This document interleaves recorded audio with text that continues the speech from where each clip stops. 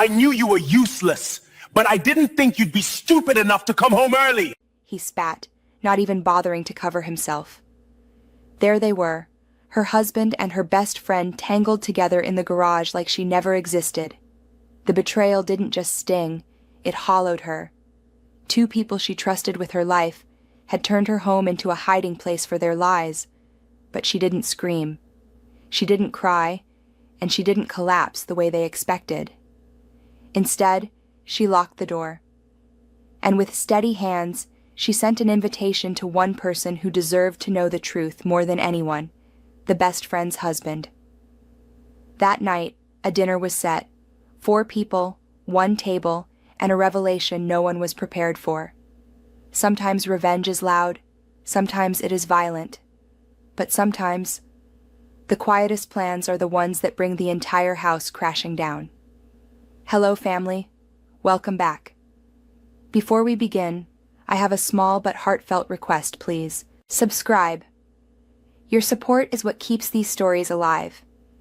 Every time you click that button, you're helping us share voices that would otherwise be forgotten and stories that deserve to be heard.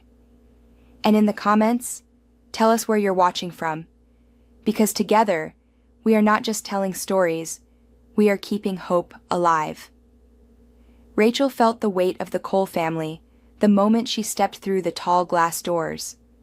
They always made her feel like she had showed up wearing the wrong clothes, even when she knew she looked fine. Vivian Cole stood near the dining room entrance, smiling in that polite, polished way she used whenever Rachel arrived. It wasn't warmth, it was inspection. "Rachel, good. You finally made it," Vivian said, kissing the air near her cheek instead of actually touching her. "Traffic hard on your side of town?" There it was. The reminder that Rachel had grown up in a neighborhood Ethan would never drive through unless he had to. Rachel forced a smile and stepped forward, holding on to the edge of her purse like a lifeline. "No, traffic was light," she said. Vivian's eyebrows lifted, as if that answer somehow disappointed her. Ethan appeared beside his mother, brushing a hand across his tie and giving Rachel a quick kiss on the cheek.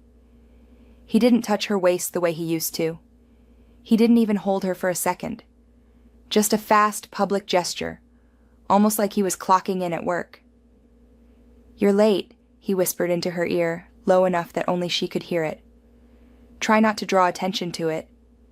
Rachel swallowed the sting. "I'm 10 minutes behind. That's not late."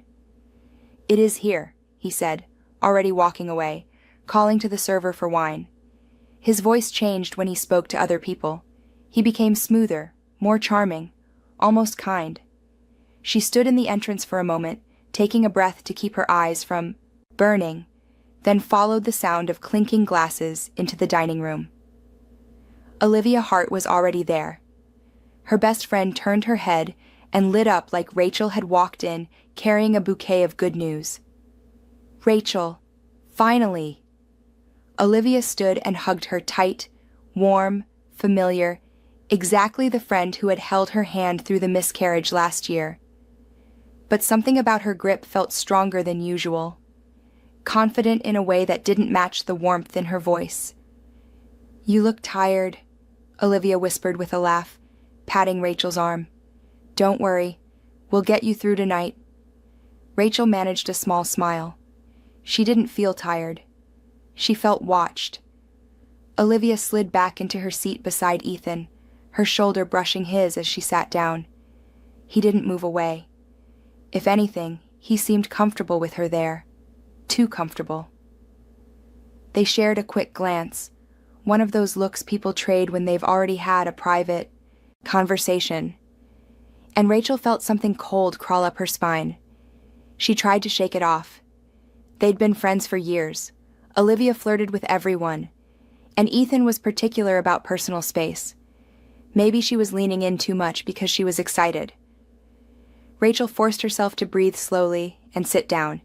She didn't want to be the jealous wife. That wasn't her. "Rachel," Ethan said suddenly, correcting her posture with a tap on the table. "Don't sit like that. You're slouching." The words weren't loud, but everyone heard them. Vivian's smile tightened. Ethan kept talking, as if what he said was a normal part of dinner conversation. You look unsure of yourself when you do that. Sit straight. Confidence, he said, pressing his fingers together like he was offering advice she should be grateful for. Try to look more polished. It reflects on both of us. Rachel felt her face heat. She adjusted her posture because arguing in front of his family would only make things worse. When she lifted her eyes, Olivia was watching her with a soft, sympathetic smile, one that didn't quite reach her eyes. I think you look perfect, Olivia said in a light voice, touching Ethan's forearm in a way that felt too familiar to be playful. Some people like real women, you know. Ethan chuckled, a low sound, and moved his arm only after a second too long. Rachel felt something twist inside her, but she didn't say anything. She picked up her water glass and kept her eyes on the tablecloth. Dinner moved forward. Vivian asked questions that sounded like checklists. Work, family, weekend plans.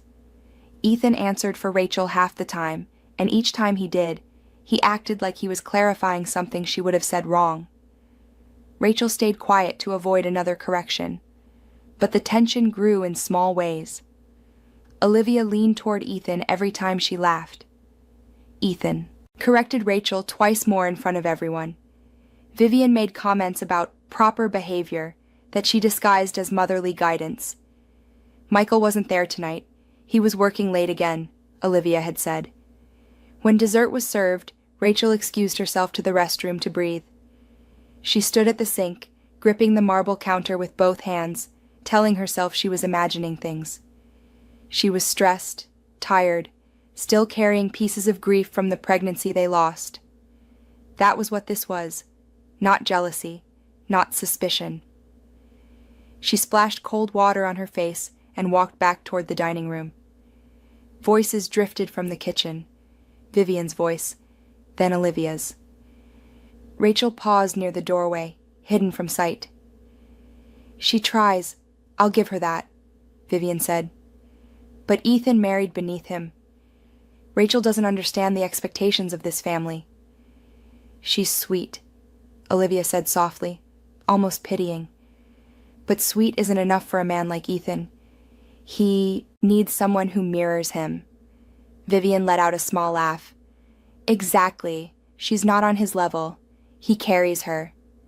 He does, Olivia agreed, surprising Rachel with how easily the words came out. He deserves someone who fits beside him, not behind him. Oh, I'm glad you see that, Vivian said. You understand him better than she does. Rachel's stomach knotted. She pressed a hand over her mouth, feeling something break inside her in a quiet, fragile way. It wasn't just the critique. It was Olivia's tone. Soft, understanding, intimate. I shouldn't say anything, Olivia continued, lowering her voice. But she depends on him.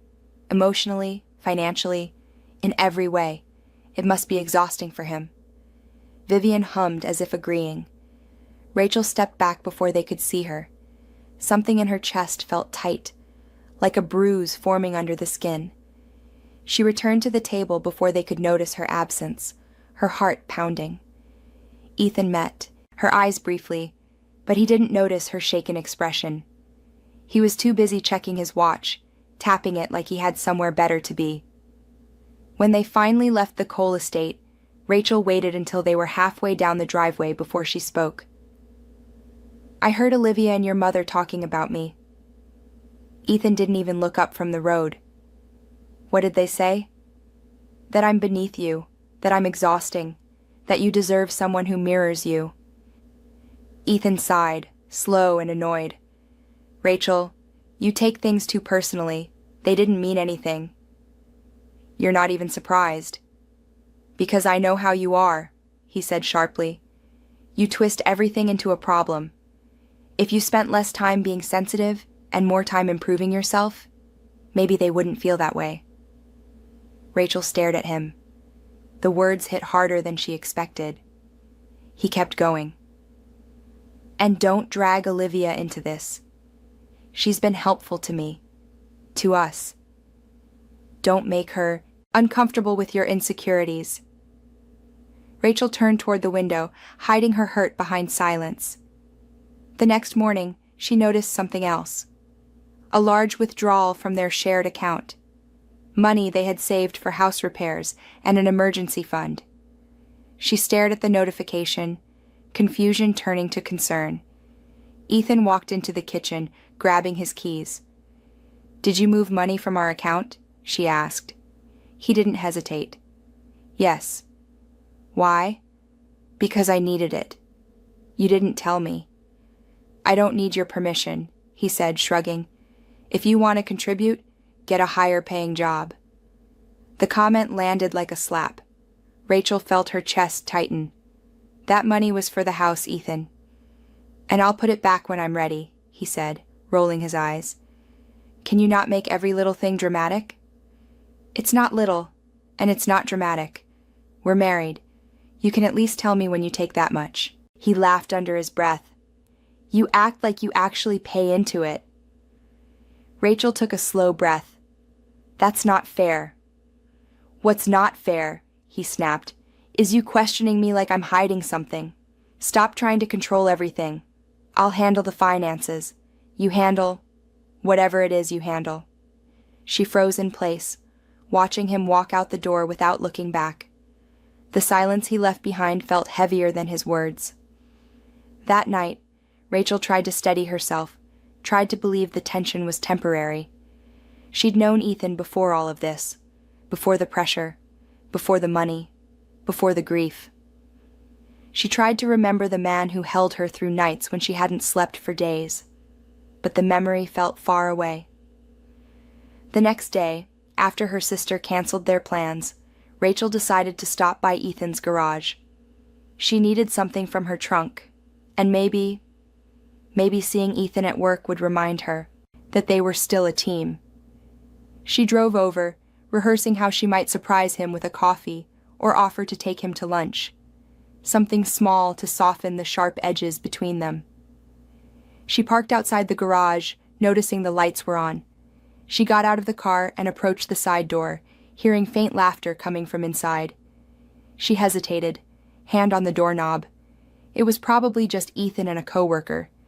Maybe Olivia had dropped something off for the charity event. She pushed the door open slowly, the sound of laughter getting louder as she stepped inside. She took a few steps forward, following the voices toward the back of the garage. She rounded the corner and froze. She didn't breathe at first. Her mind refused to register what her eyes already knew. It felt like the air had thickened, like her body was made of something heavy and breakable. Ethan's shirt hung open. Olivia's hands were on him. Their bodies were tangled, clothes halfway, off.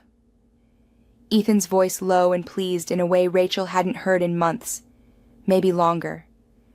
For one suspended second, they didn't even see her. Then Ethan glanced up, and his expression didn't shift to guilt or shock. It hardened, annoyed, like she'd stepped into the wrong room. "I knew you were useless," he said, not even bothering to cover himself.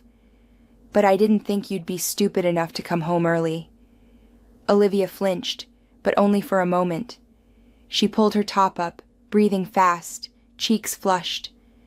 Not with shame, but with irritation. Her eyes darted to Rachel, then quickly away, like she didn't want to look at the wife she had just betrayed. "Rachel," Olivia whispered, grabbing at her clothes. This isn't... Rachel didn't hear the rest. Everything inside her went quiet.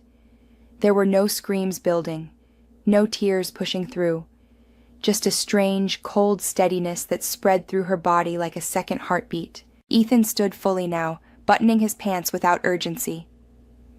"This could have been handled like adults, but you love drama, don't you? You always have. Don't look at me like that. You did this. You pushed me away." Olivia tugged her skirt up, trying to smooth her hair, her voice shaky but her eyes calculating. "Rachel, listen. This was a mistake. It wasn't supposed to happen today. It wasn't supposed to happen like this. Mistake. Like she'd spilled wine on a carpet. like they hadn't blown a hole through Rachel's life. Rachel took one slow breath and backed up toward the door. Ethan stepped forward. "Where do you think you're going? We're talking about this." She didn't answer. Her hand found the door handle without looking. She stepped outside. Ethan followed, half-dressed, wiping sweat from his chest. "Rachel, stop acting crazy." She stepped out, pulled the door shut, and locked it from the outside. At first there was silence, a still moment where the click of the lock echoed louder than any scream. Then Ethan thudded against the door. "Are you out of your mind? Open this door. Rachel, open it." Olivia's voice rose behind him. "Rachel, please don't. This is humiliating. Ethan, tell her—" Rachel stepped back until the wall hit her spine. She stared at the closed door, listening to the pounding, the muffled voices. Her own heartbeat sounded quiet. Too quiet. Like her body was refusing to feel anything until she could handle the truth. She walked to her car, opened the door, and slid into the seat. The world outside the windshield felt blurry, too bright, like she'd stepped into someone else's life by accident, and any second now she would blink and wake up. Her hands shook, so she placed them flat on her thighs, grounding herself with the pressure. A phone buzzed in her purse. At first she thought it was Ethan's. Then she realized it was hers. Her screen lit up with a text from Olivia, sent before the garage.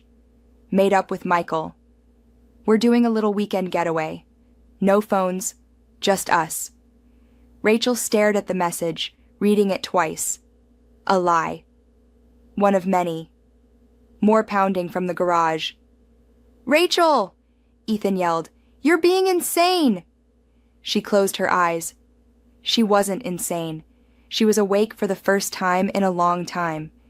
She reached into her purse and pulled out her own phone. Her contacts blurred for a second as tears finally reached the back of her throat. But she swallowed them down. She wasn't crying. She wouldn't cry here. She scrolled until she found the name. Michael Hart. Olivia's husband. The man who still believed his wife was visiting a spa with her girlfriends this weekend. The man who worked under Ethan and trusted him. The man who deserved to sit at a table tonight and look the truth in the face. Rachel's thumb hovered over his name. Her breathing slowed. Her heartbeat steadied. She tapped the message field and typed, "Michael, I need you at my house tonight. Dinner. Just you. Ethan. Olivia. Me." She read it once. Twice. It felt unreal. Like her hands were moving without her. Her phone buzzed before she could put it down. "Michael, is everything okay?" She stared at the words for a moment. Ethan's voice still echoed behind the locked door. Olivia's frantic, almost angry pleading pressed through the walls like static. Rachel typed slowly, carefully, "No. But you deserve to know why." Another vibration. "Michael. Know what?" Rachel tightened her grip on the phone, her nails pressing into her palm. She could have told him everything right now. She could have sent pictures, audio, proof. But she didn't want chaos. She wanted clarity. She wanted them all in one place. One table. One truth. "Tonight at 7, she typed. "Michael. Rachel, what's happening?" Rachel looked at the garage one last time. Then she typed the last message. "You'll see." She hit send. If you haven't subscribed yet, we'd love for you to join our community by hitting the subscribe button. Through our stories, we build hope and give a future to children and women who have been abused all over the world. Motivate us by subscribing and turning on your notification bell so you never miss a story that matters. Also, let us know in the comments. Where are you watching from, and how did this story speak to you? Rachel set the table with the same calm she used when she was teaching kids how to tie their shoes. Slow, patient, controlled. The plates didn't rattle, the silverware didn't shake, but her heartbeat felt like it was trying to punch a hole through her ribs. Ethan walked through the dining room behind her, straightening his collar and muttering under his breath. Olivia hovered close to him, quiet and tense, pretending to fix her makeup in the hallway mirror. They had gotten home only 20 minutes earlier, after finally forcing the garage door open. Ethan had been red-faced and furious, demanding explanations Rachel never gave. Olivia kept staring at the ground like she expected someone to throw a spotlight on her. Rachel said nothing except, "Dinner is at 7, please be ready." Now, the house was too clean, too still. The kind of stillness that comes before a storm cuts power to an entire neighborhood. Ethan watched Rachel with narrowed eyes. "Whatever you think you're doing tonight, end it now." She didn't look up. "Set the water glasses." He stared at her, stunned she'd spoken to him like he was a guest instead of the king of the house. When she didn't look away, he scoffed and grabbed the glasses. Olivia stepped into the room wearing a soft smile, but her eyes were still shaken. "Rachel, maybe we should talk privately first. Clear the air." "We'll talk as a group," Rachel said, arranging napkins. "Rachel," Ethan snapped, "don't embarrass us." "You already did that," she said softly. Ethan flinched. Olivia looked away. The words weren't loud, but they cut clean. The doorbell rang. Everything froze for a heartbeat. Michael had arrived. Ethan's jaw twitched. Olivia's breath hitched. Rachel didn't blink. She walked to the door and opened it. Michael stood there, shoulders tight, eyes scanning her face. He wasn't dressed up, not like Ethan. He still wore his work shirt, sleeves rolled, hair slightly messy. But there was something in his expression, worry, confusion, and a hint of suspicion. "Rachel," he said, voice low, "you sounded different in your messages. Is everything okay?" "No," Rachel answered. "Come in." He stepped inside, looking around like the house itself might explain something. Olivia appeared in the doorway between rooms, giving him a bright, shaky smile. "Hey, honey," she said, moving fast to hug him. He didn't hug her back. Rachel watched Olivia's hand linger on his arm, desperate for normalcy. He gently removed it. "What's this dinner about?" he asked, voice steady. "We're going to tell the truth," Rachel said. "All of it." Ethan let out a laugh, so forced it snapped in half halfway through. "Rachel, this is ridiculous. If you're having some emotional episode, don't drag other people into it." Olivia stepped forward quickly. "Michael, before Rachel says anything, she's been under a lot of stress, and I think—" Rachel pulled out a chair. "Sit, all of you." Her tone made even Ethan pause. They sat. 4 seats, 4 people, a table that suddenly felt like a stage. Rachel took the last seat, looking at each of them one by one. Michael leaned forward. "Rachel, what's going on?" Rachel didn't raise her voice. She didn't tremble. She simply said the words. "Ethan and Olivia are having an affair." A single second of silence dropped into the center of the room, like a stone into a lake. Ethan immediately scoffed, loud, dismissive. "Oh my God, are we really doing this?"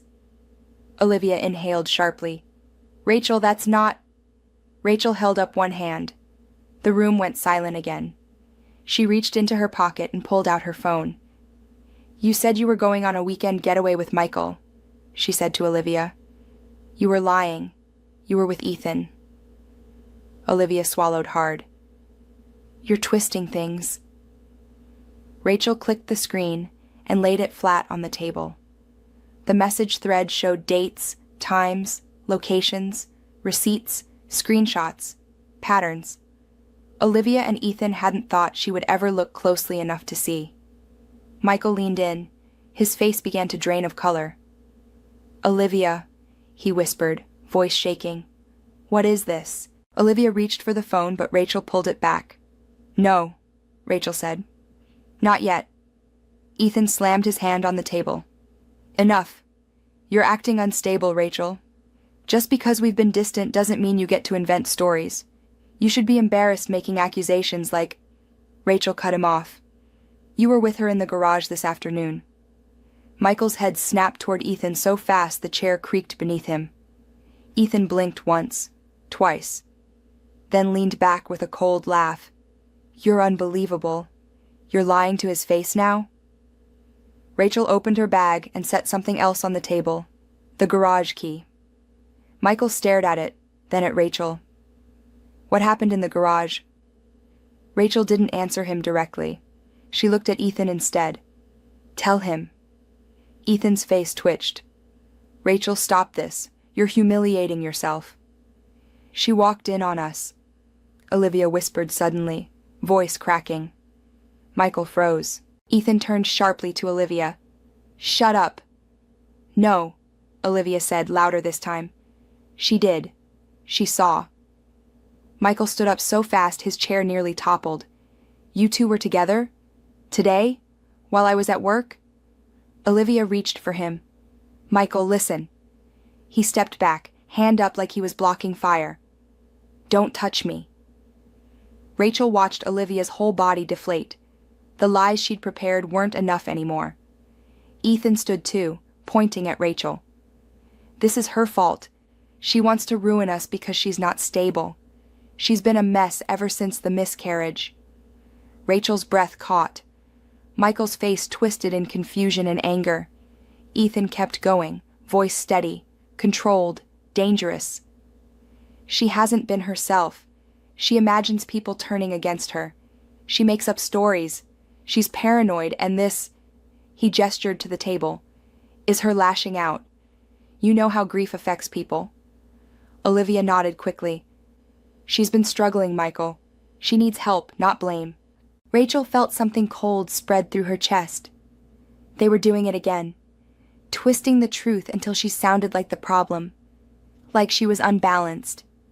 Michael's eyes darted between them, unsure. Rachel spoke softly, almost gently. "Ethan, stop using the miscarriage like a shield. You weren't there for me then. You haven't been for a long time." Ethan's jaw tightened. "Don't rewrite history." "I'm not rewriting anything," she said.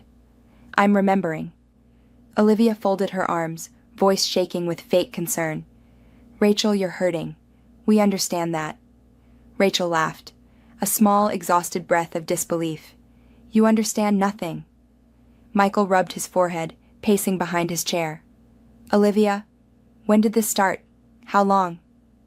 Olivia's eyes darted to Ethan, begging for direction. He didn't look at her. She stammered, I don't know. It wasn't serious." Rachel finally leaned forward. "It started before my miscarriage." Michael stopped walking. Olivia inhaled sharply, face flushing with guilt and panic. Olivia covered her face, shoulders shaking. Michael looked like someone had kicked the air out of him. Ethan stood straighter, seeing control slipping through his fingers. "She's making this worse than it is. I wasn't myself then. We were going through something." "You were going through something?" Rachel whispered. "I lost our child, and you were cheating on me." For the first time, Ethan's expression faltered, but then he recovered, lifting his chin. "Stop crying victim. You know what? Maybe this marriage hasn't worked because you can't handle the life you begged for. You want to blame me for everything wrong in your world." Rachel stared at him. "I never begged for anything. I begged for you to love me." Silence. Olivia's sobs were quiet, shallow. Michael stood behind his chair, hands gripping the back so hard his knuckles turned white. Ethan exhaled harshly through his nose. "This is going nowhere. After tonight, I'm talking to my lawyer. We're done." Olivia's head jerked up. "Ethan!" "And believe me, Rachel," he said, voice low and sharp, "you won't walk away with anything. Not the house, not the money, not even your last name. I'll make sure everyone knows you're unstable. I'll make sure they see the truth." He leaned closer, eyes drilling into hers. "You are nothing without me." Rachel didn't flinch, but her phone buzzed on the table. She picked it up absent-mindedly, then froze. A bank notification. A large international transfer, from an account in her name, authorized by Ethan. Olivia saw her expression change. "Rachel, what is it?" Ethan watched her too carefully, too calmly. Rachel set the phone down slowly. She read the alert again, every word sinking deeper. Ethan hadn't just cheated. He hadn't just lied. He had forged her digital signature on a large transfer tied to his company's finances. Her breathing slowed. Her fingers felt numb. Michael leaned closer.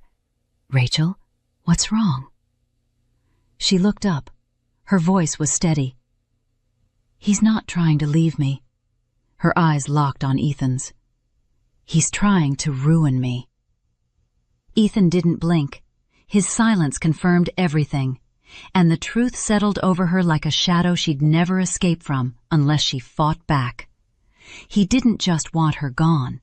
He was preparing to destroy her completely. Michael stared at Rachel like he was waiting for her to say it was a mistake, a glitch, anything other than what he already sensed in her eyes. Olivia looked between Ethan and Rachel, panic rising in her throat. And Ethan sat back in his chair with a stillness that wasn't fear. It was calculation.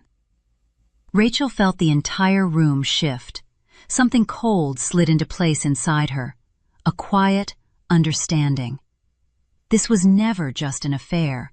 Ethan had been building an exit, and she wasn't meant to walk away from it intact. Michael stepped closer. "Rachel, what did he do?" Ethan answered before she could speak. "She's confused." His tone softened into that controlled, patronizing calm he used whenever he tried to rewrite reality. "She sees numbers she doesn't understand. I handle the finances. She panics over everything." Rachel turned the phone so all three of them could see the transfer. The amount was high enough to ruin her, maybe even jail her. Olivia gasped quietly. "Ethan, what is this?" Ethan didn't turn to her. "I said she's confused." Rachel held the phone steady, her hand barely trembling. "It was authorized with my signature." Michael swore under his breath. "Rachel, tell me you didn't sign this." She shook her head. Ethan leaned forward, voice clipped. "It's an automatic authorization. She's always been careless with our accounts. She probably clicked something without paying attention." "Don't," Rachel whispered. "Don't pretend this was an accident." Ethan's eyes hardened. "Sit down." Michael stepped between them. "No, you explain this right now." Ethan glared at him, the polite mask cracking. "This is a family matter. Step out of it." "You dragged me into your home," Michael shot back. "You let me sit at this table, and I'm looking at something that could put her in prison. I'm not stepping out of anything." Olivia rose from her seat, voice shaking. "Ethan, please tell us you didn't use her name on your accounts." Ethan turned on her with a venom Rachel had never seen him show Olivia. "I told you to shut up." Olivia froze, stunned by the sharpness. Rachel watched the shift happen, the power lines inside the room rearranging. Olivia wasn't beside him anymore. She was behind him, and he had no intention of pulling her back to his side. Michael sat down slowly, rubbing his forehead. "I knew something was off at work. Funds were moving between accounts without explanation. When I asked questions, Ethan told me it was above my pay grade." He looked up at Ethan, anger settling into his shoulders. "And you tied your wife to it?" Ethan scoffed. "She's legally part of the company. If she bothered to read what she signs—" "I didn't sign anything," Rachel said. "Then maybe someone used your login," Ethan snapped. "This isn't my fault." Rachel stared at him. "You forged my signature." Olivia stepped back like she needed distance from Ethan. "Ethan, this is serious. You said the accounts were clean. You said everything was clean." He snapped his head toward her. "I said shut up." She flinched. Rachel felt the smallest flicker of something dark and honest inside her chest. Satisfaction. Olivia finally knew how it felt to be on the receiving end of Ethan's contempt. Michael pushed the phone back toward Rachel. "You need to call someone. The bank. A lawyer." Ethan laughed outright. "And tell them what? That your fragile little mind imagined I'm stealing money? They'll look at your recent breakdown and tell you to get help." "What breakdown?" Michael asked sharply. Ethan clasped his hands. "She's been unstable for months, emotional, forgetful, paranoid. She accused my mother of plotting against her. She accused Olivia of manipulating her. And now she's turning a simple transfer into criminal activity. She's drowning in her own insecurity." Rachel spoke quietly. "That's what you're planning to tell the court?" Ethan leaned back, slow and smug. "It's not a plan if it's true." For the first time, Michael truly looked afraid, not for himself, but for Rachel. "You're setting her up," he said. "You're really doing this." "I'm protecting myself," Ethan corrected. "If my name goes down with the company, hers does too, legally. She's safer taking the blame. No one expects her to know what she's doing with infinances. Judges eat that up." Rachel felt her pulse in her throat. "You want a divorce where I lose everything? And if the company fails, I take the fall?" Ethan didn't deny it. He didn't say a word. Olivia pressed a hand to her mouth as the realization hit. "Ethan, you told me—" She stopped, shaking her head. "You told me the accounts were a formality. You said Rachel had signed everything." "She did." Ethan's voice was cold. "One way or another." Rachel swallowed. "How long have you been planning this?" Ethan shrugged. "Long enough." Michael's chair scraped the floor as he stood. "You sick son of—" Ethan rose fast, jaw tight, fury rising beneath his polished exterior. "Watch yourself. You work for me." "Not after tonight," Michael snapped. "Then you'll lose the house," Ethan shot back. "The mortgage I co-signed? I can pull out of that. And Olivia sure as hell can't cover it." Olivia stared at him like he'd slapped her. "You said you would help us if I—" She couldn't. She felt— Finish the sentence. Rachel quietly noticed the missing piece. "If she what?" Ethan's eyes flicked toward Olivia, anger, warning, control. And Olivia finally broke. Her voice cracked. "You used me. You told me if I stayed quiet and waited for you to leave, Rachel, you'd help Michael get promoted. You'd help us buy the new house. You'd take care of us." Rachel's stomach twisted. "So you helped him forge my signature?" Olivia shook her head, panicked. "No, I didn't know about that. I swear I didn't know. I never would have. Rachel, I never would have let him drag you into something illegal." Ethan barked a humorless laugh. "Please. You never cared about her as long as you got what you wanted." Olivia stared at him like she no longer recognized him. The man she thought she was trading her life for was gone. Or maybe he had never been real. Michael stepped between Olivia and Ethan, as if sensing something darker rising in the room. "No one else talks. Not another word. We need to handle this legally." Ethan slammed his fist against the table. "This is my family, my house, my business, and you," he pointed at Rachel, "have been nothing but dead weight. If you think anyone is going to believe your hysterics over me, try it. I'll bury you in paperwork and affidavits before you even find a lawyer." Rachel didn't move. Her breathing steadied. Her mind cleared. It was almost frightening how calm she felt as she looked at him. "You're not trying to protect yourself," she said softly. Ethan smirked. "I already told you." "You're trying to erase me." His smirk faltered. "You cheated, lied, manipulated. You stole money and used my name. And now you're trying to destroy me before I can destroy you." Ethan's jaw worked, but he stayed silent. Silence was confirmation. Michael ran a hand over his face. "Rachel, what are you going to do?" She looked at him, at Olivia, at Ethan. Then she picked up her phone. Her hand didn't shake. She scrolled through her contacts until she found the person she needed, a bank manager. Ethan's face darkened. "Don't you dare." Rachel lifted her eyes to his. "Watch me." She pressed the call button. Ethan lunged forward, but Michael stepped between them, blocking him. Rachel lifted the phone to her ear, and the manager answered. "Ms. Miller, I saw the authorization earlier today. Is everything all right?" Ethan's eyes widened. He knew what came next. Rachel spoke in a calm voice that came from somewhere new inside her, stronger, sharper. "No, everything is not all right." The room went still. The air tightened. Michael's breath caught. Olivia began to shake again. Ethan's eyes filled with something new, fear. And Rachel finally understood her place in this story. She wasn't the victim. She was the one holding the match. She inhaled and prepared to expose the first piece. Then Ethan whispered, voice low, lethal, meant only for her.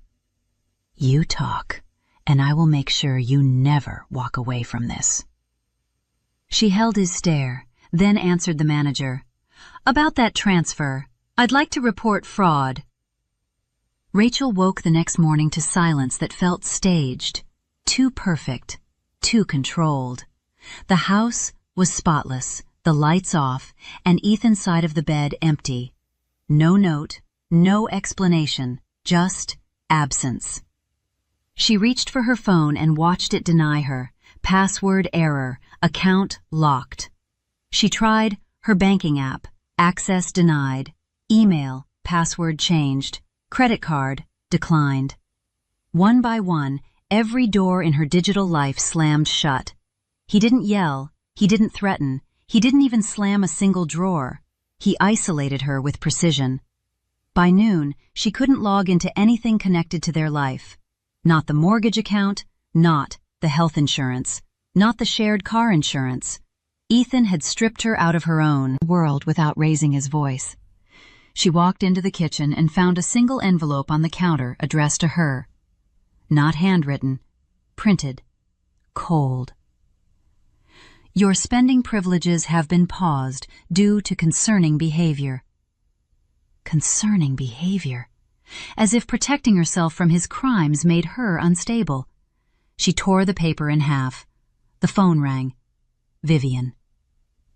Rachel stared at the screen, debating. Then she picked up. "Rachel," Vivian said, her voice dripping with worry that felt scripted. "Ethan told me what happened. I'm so sorry you're going through whatever this emotional event is." "It's not an emotional event," Rachel said quietly. "He forged my name on a transfer." Vivian sighed, the kind of sigh someone gives a child who doesn't understand the rules of a game. "Sweetheart, Ethan handles your finances for a reason. You've never been comfortable with numbers." Rachel closed her eyes. "That doesn't mean he can sign my name. If you're struggling, we can help," Vivian continued gently. "In fact, I have some papers Ethan asked me to give you. They protect both of you, and they might calm everyone down." "What kind of papers?" "Oh, nothing dramatic. Just a few authorizations, medical, financial, so you can get the support you need." Rachel's stomach twisted. "You want me to sign something without reading it?" "Don't be difficult, Rachel," Vivian said, still using the voice of a concerned mother. "This isn't the time to fight. This is the time to let the family take care of you." Rachel hung up. She stood there shaking, not from fear, but from the growing understanding that everyone around Ethan moved like pieces on his board. And she had been the slowest to realize she wasn't one of the players. She was a pawn. By evening, the rumors reached her. The first text came from a mutual friend. "Hey, Are you okay? Heard you had a breakdown at dinner? A breakdown? She replied, I didn't. Someone lied to you. The friend didn't respond. A second message came from another friend she'd known for years. Ethan's worried about you. You should listen to him. A third. We're here if you need support. Just take some time away from social media. She hadn't even posted anything, but the story was already out there. Rachel was unstable. Rachel was irrational. Rachel was lashing out. Every lie Ethan dropped into the world found a place to grow. She sat on the edge of the couch, her phone buzzing over and over until she shut it off. Her hands shook as she pushed her hair back, feeling the weight of isolation settle on her chest like sand piling on a buried person. The doorbell rang. She froze. When she opened it, Olivia stood there, wrapped in a soft sweater, eyes wide with sympathy that looked hand-painted. Rachel, she whispered, stepping in like she'd been invited. I'm so worried about you. Rachel didn't speak. Olivia closed the door gently behind her. Everyone is talking. People are saying you're not yourself. I've been telling them that you're just overwhelmed and that you need space. Space, Rachel echoed. Yes, to process everything. Olivia sat on the couch, crossing her legs with the calmness of someone visiting a friend in a hospital.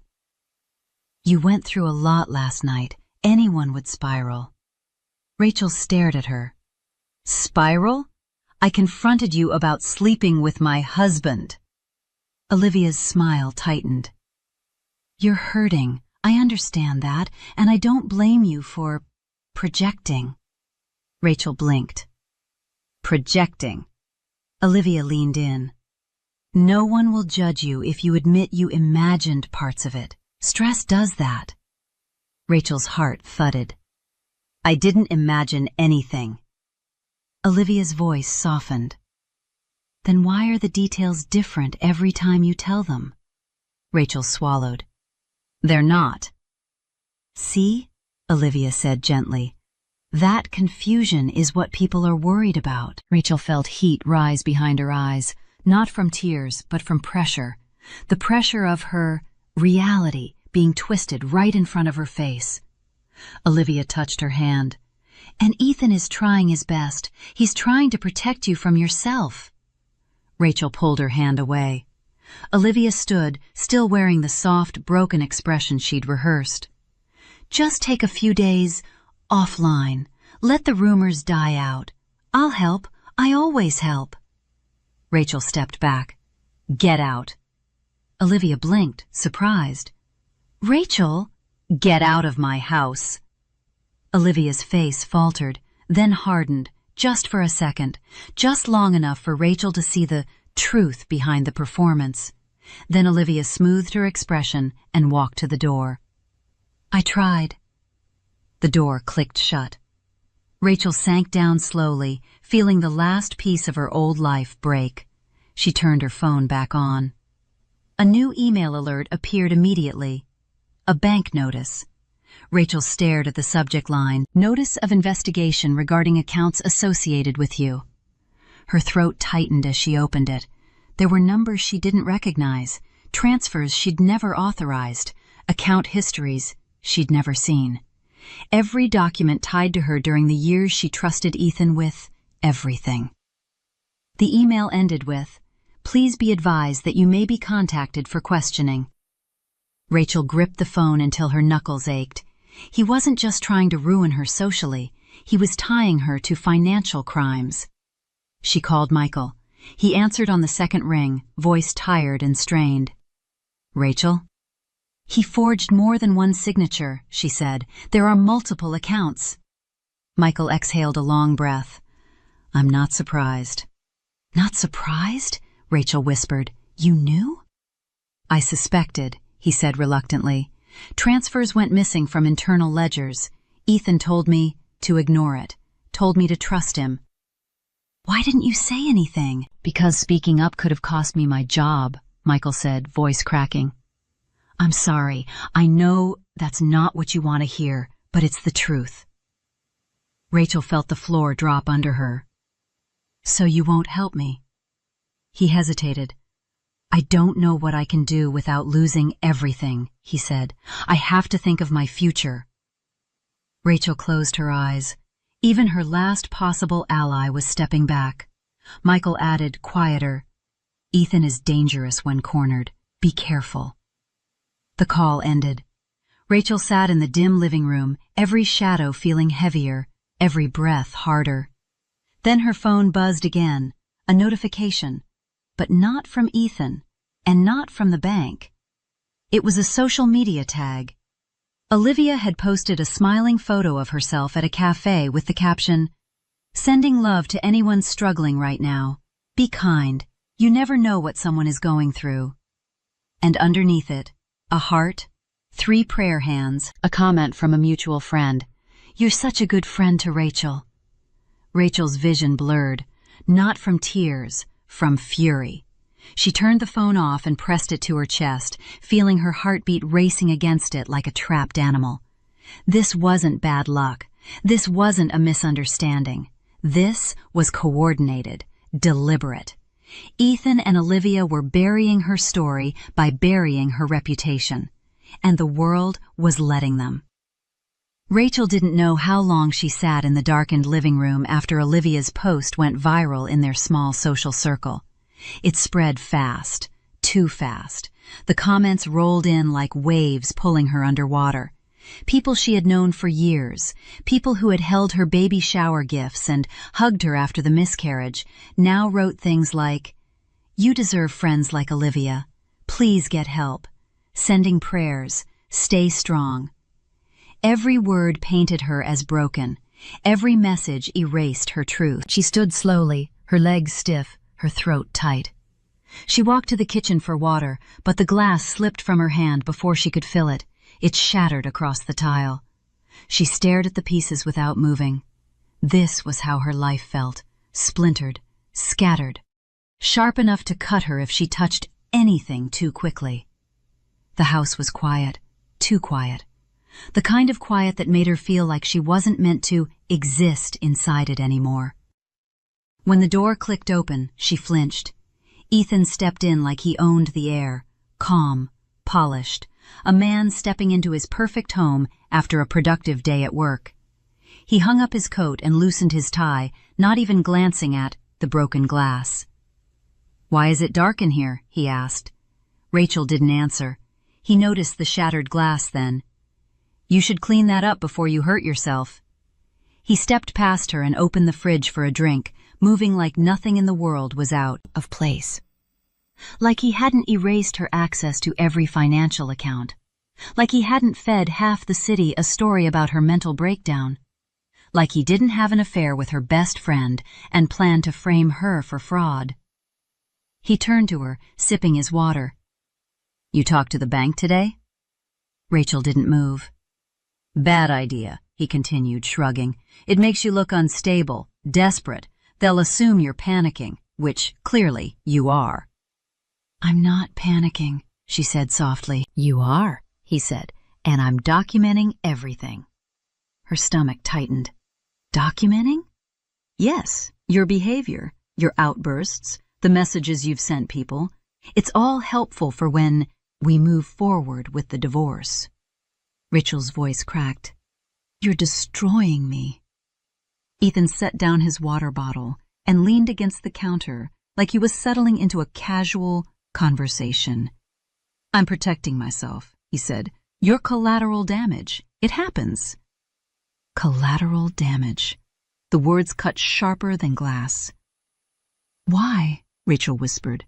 "Why are you doing this to me?" He stared at her like the answer should have been obvious. "Because you were never built for this life, and I'm not letting you drag me down with your emotions." She stepped back, her hands trembling. "I loved you, and I needed someone who would stay quiet," he said. "You used to be good at that." Rachel turned away from him before he could see the break in her expression. She walked down in the hall and shut the bedroom door behind her. Her chest hurt, not from sadness, but from pressure. The pressure of knowing she had no money, no friends, no narrative left. She slid down the door until she sat on the floor, pulling her knees close. Her breath shuddered. She pressed her forehead against her legs, trying to hold herself steady. She didn't know when she fell asleep, but she woke to sunlight and her phone buzzing non-stop. She sat up groggily and checked the notifications. A headline caught her eye. New charity gala chairs announced, Ethan Cole and Olivia Hart. Her stomach dropped. A photo of Ethan and Olivia smiling together filled the screen. Olivia in a sleek dress, Ethan with his hand lightly but confidently on her back. They looked like a couple.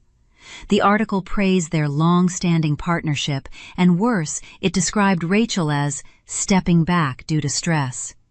She felt something inside her collapse. She wasn't just removed from the narrative. She was erased. The doorbell rang again. She didn't want to answer it, but something pushed her to stand, to move, to exist. When she opened it, Michael stood on the porch, eyes tired, face apologetic. Her throat tightened. "Why are you here?" He exhaled. "To tell you the truth, I didn't tell you yesterday." Rachel opened the door wider, and he stepped inside, shoulders slumped.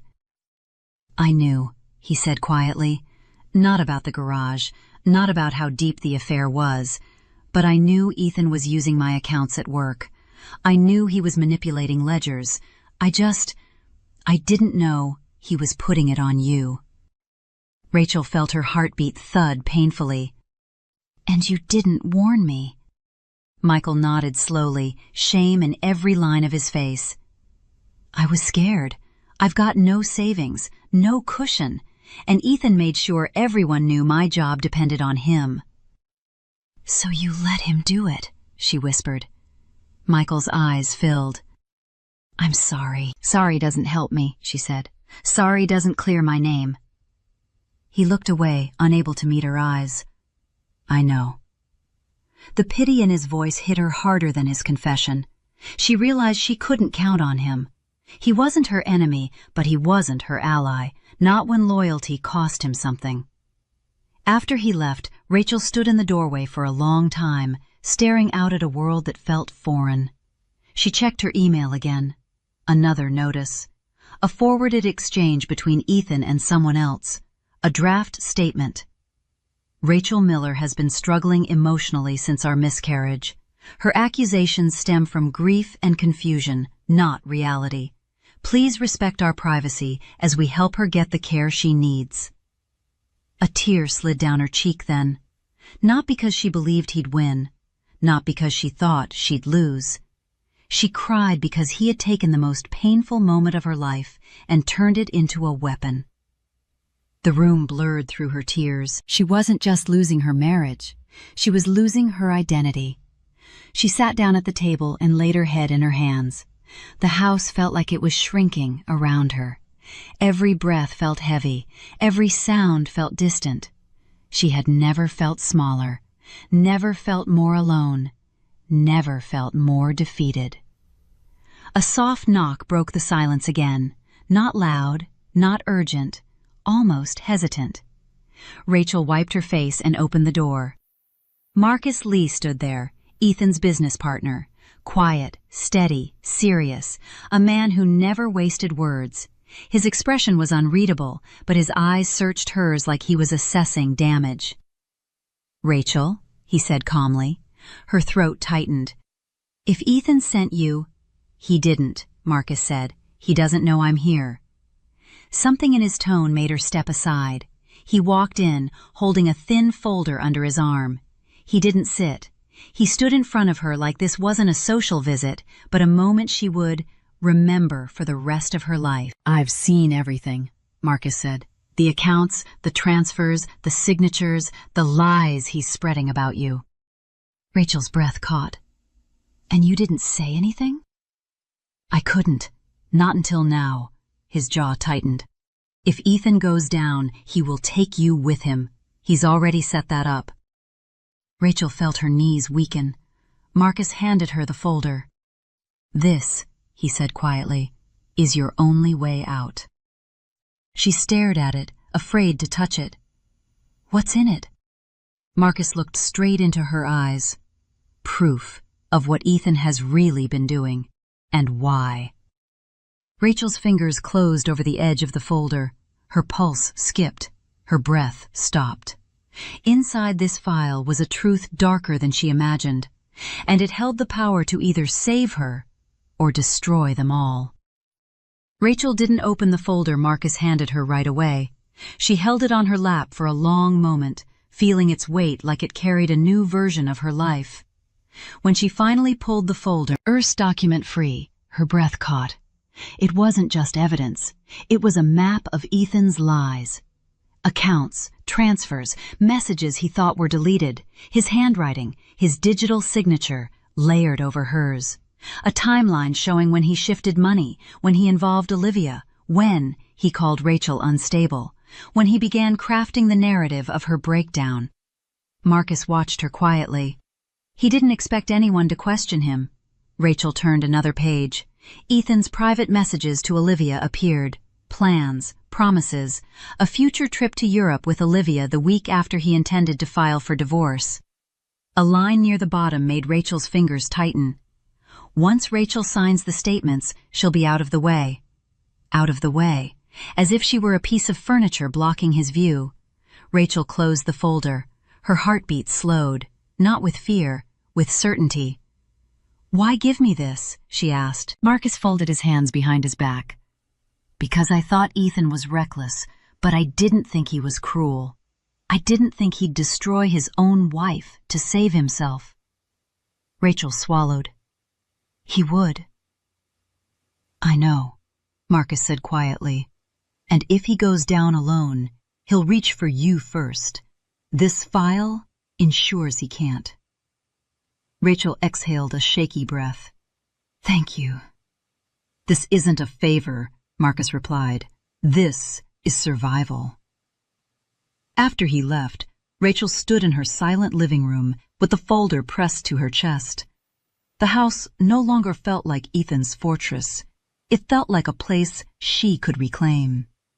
For the first time since the garage, she didn't feel afraid. She felt focused. She spent the next 3 days rebuilding herself piece by piece. She changed her passwords, opened a private email, booked meetings with people who would believe documentation over rumors. She contacted the bank with proof of fraud. She recorded conversations. She made copies of every document Marcus provided and stored them in 3 places. She didn't raise her voice. She didn't confront Ethan. She didn't warn Olivia. Silence became her strategy. The gala invitation arrived on the 4th day. She hadn't forgotten it, the event Ethan and Olivia were chairing, the event that showcased their carefully curated reputation. Rachel stared at the embossed lettering and felt something dark and steady settle inside her. This was the stage. This was the moment. She chose a simple dress from the back of her closet. Nothing flashy, nothing dramatic, just clean and sharp. She pinned her hair back, looked in the mirror, and saw someone she hadn't seen in a long time. A woman who wasn't afraid to look people in the eye. And she arrived at the gala, cameras flashed, and voices murmured. She wasn't supposed to be here. Rumors said she was unwell. Vivian had whispered she needed rest. Olivia had assured everyone she was taking time away. But Rachel walked in anyway.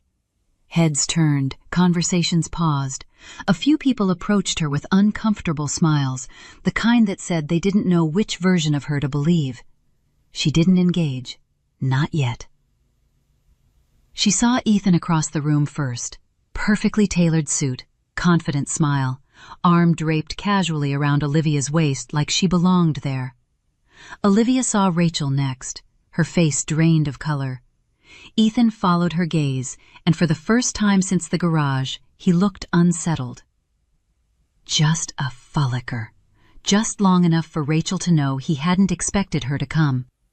He excused himself from a donor and walked toward her with that smooth, polished stride he used in boardrooms. "Rachel," he said under his breath when he reached her, "you can't be here. Yes, she said simply. I can. You're going to embarrass yourself, he hissed, smile still fixed for the onlookers. She nodded. We'll see. Before Ethan could respond, Olivia approached, face stretched tight with a practiced expression of concern. Rachel, she whispered, touching her arm as if they were close. You should go home. You must be overwhelmed. Rachel stepped away from her touch. Don't pretend you care. Olivia blinked rapidly, trying to regain her footing. I do care. I've always cared, but this isn't the place to... It's exactly the place, Rachel said. A reporter drifted closer, sensing tension. Ethan noticed and placed a hand on Rachel's back, smiling like they were all one big happy family. Let's not cause a scene, he said through clenched teeth. Rachel looked up at him calmly. A scene isn't my style. Good, he said, relaxing. She held his gaze. Truth is... His smile froze. Rachel, he warned quietly, don't start something you can't finish. She smiled back. I already have. She stepped away from him and walked toward the small stage set up near the front. People murmured. Ethan followed fast, nearly tripping over a server. Olivia trailed behind him, her heels clicking like panic. Before they could reach her, Rachel took the microphone, waiting for the evening hosts. She didn't ask permission. She didn't wait for applause. The room quieted on instinct. Her voice was clear. Good evening. Ethan froze halfway across the floor. Olivia grabbed his arm, whispering something frantic. Rachel continued. I won't take much of your time. I know everyone came here tonight to celebrate charity and community. But before donations are made, I think it's important to talk about trust. The room shifted. People leaned forward. A few turned to stare at Ethan and Olivia, sensing the undertow pulling the night in a new direction. Rachel held up the folder Marcus had given her. Some of you know my husband, Ethan Cole, she said. You've trusted him, respected him. Many of you work with him. Ethan started pushing through the crowd. Rachel, get down from there. She raised the volume of her voice just enough to silence him. What you don't know is that Ethan has been moving money through fraudulent accounts. Accounts in my name. Accounts created without my consent. A ripple ran through the room. She opened the folder and pulled out the first page. This is one of the transfers, she said. This is his approval. And this, she held up another page, is my forged digital signature. Ethan shouted, Don't listen to her. She's lying. Rachel didn't look at him. I have more, she said. Messages, ledgers, proof that Ethan planned to blame me for every illegal transfer if the company was audited. The crowd gasped. Phones lifted, cameras clicked. Olivia's face drained completely. Rachel kept going, calm and surgical. And it didn't stop at money. Ethan and Olivia, she paused as every head turned, began an affair months before the miscarriage I suffered. They planned to use my grief to paint me as unstable. Olivia broke then. A tiny sob escaped her. She covered her mouth with shaking hands. Ethan lunged toward the stage, furious. Stop this. You don't have proof. Rachel stepped aside. Michael, she said. As if waiting for his cue, Michael walked out from the crowd and stepped onto the stage beside her. He looked exhausted, angry, and determined. He spoke into the second microphone. I used to work for Ethan, he said. I saw the accounts. I saw the transfers. And I stayed silent because he threatened my job. The room erupted. Rachel looked out at the sea of shocked faces, and for the first time in a long time, she felt tall. She felt whole. She felt believed. And Ethan felt cornered, exactly where she needed him to be. The room fell into a stunned silence as Michael's words settled over the crowd. People who had smiled at Ethan an hour ago now stepped back from him like he carried something contagious. Cameras shifted, microphones lifted, and whispers rippled across the ballroom like wind cutting through tall grass. Olivia looked at Michael with betrayal twisting her features. "You said you wouldn't get involved," she whispered, her voice cracking. Michael didn't even look at her. "I didn't say I'd protect a lie." Ethan shoved through the crowd, face red, jaw tight, fury boiling over. "Rachel, get off that stage right now. If you think this little act is going to—" "It's not an act," Rachel said calmly into the microphone. "It's evidence." She held up the folder again, flipping through document after document. Every page was a nail in the coffin Ethan thought he'd built for her. He lunged for the stage steps to grab her, but Olivia grabbed his arm. Everyone froze. Her voice was shaky, desperate. "Stop! Just stop!" Ethan jerked his arm away. "Not now, Olivia." "No," she said louder. "Now!" Rachel watched Olivia closely. The ornate chandelier above them reflected in Olivia's teary eyes. For the first time, Olivia looked like someone seeing the flames she helped create finally burn her, too. Olivia stepped onto the stage, clutching the microphone Michael had set down. "I need to tell the truth," she said, voice trembling. Ethan stiffened. "Don't you dare." Olivia closed her eyes, bracing herself. Ethan planned everything. The affair, the transfers, the stories about Rachel being unstable. He told me he wanted out of his marriage, but he couldn't afford a messy divorce. Gasps erupted from the crowd. Olivia continued, tears sliding down her cheeks. "He told me he would frame Rachel for the illegal transfers, let her take the fall, and then we would start over together. He said Michael would be fine, because he'd handle the promotions, the finances, everything."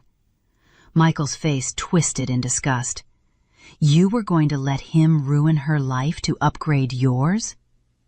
Olivia looked at him then, really looked at him, and the shame that crossed her face was something raw and small. "I was stupid," she whispered. "I thought Ethan cared about me. I thought he loved me." Ethan barked a harsh laugh. "Loved you? You were convenient." Olivia's breath broke.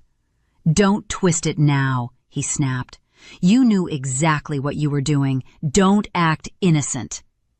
The crowd erupted again. People pointed, whispered, recorded. Ethan realized too late that the room was no longer listening to him.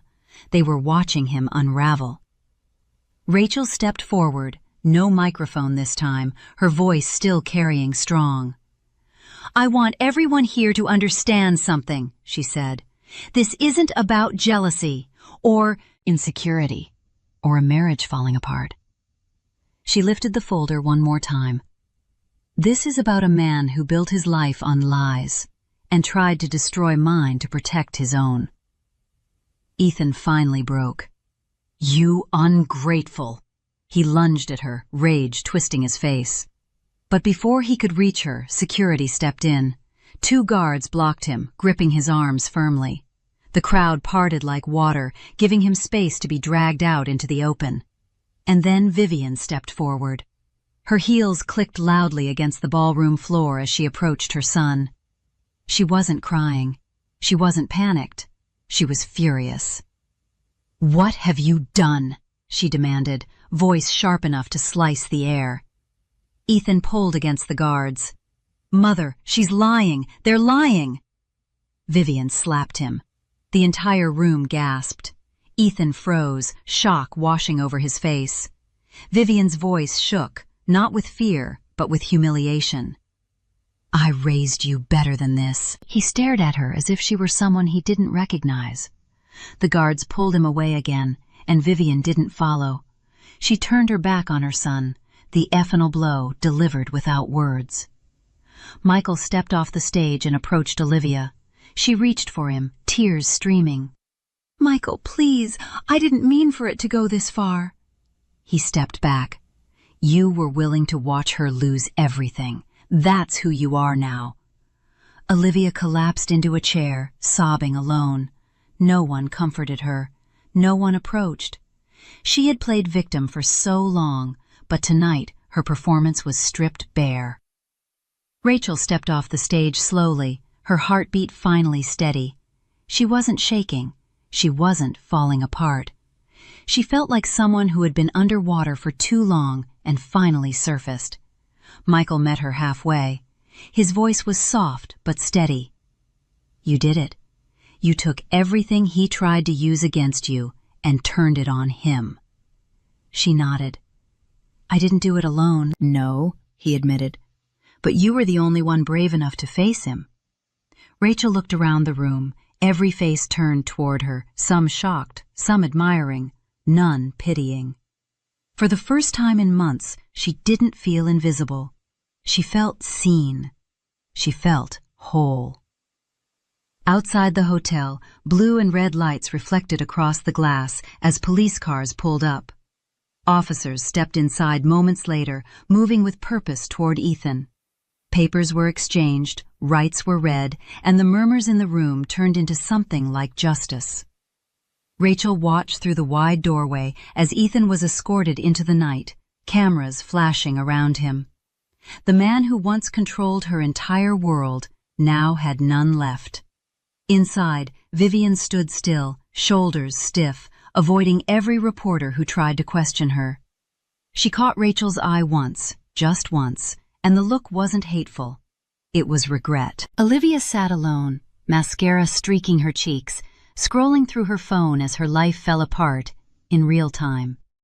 Sponsorships gone, invitations revoked, messages filled with disappointment instead of sympathy.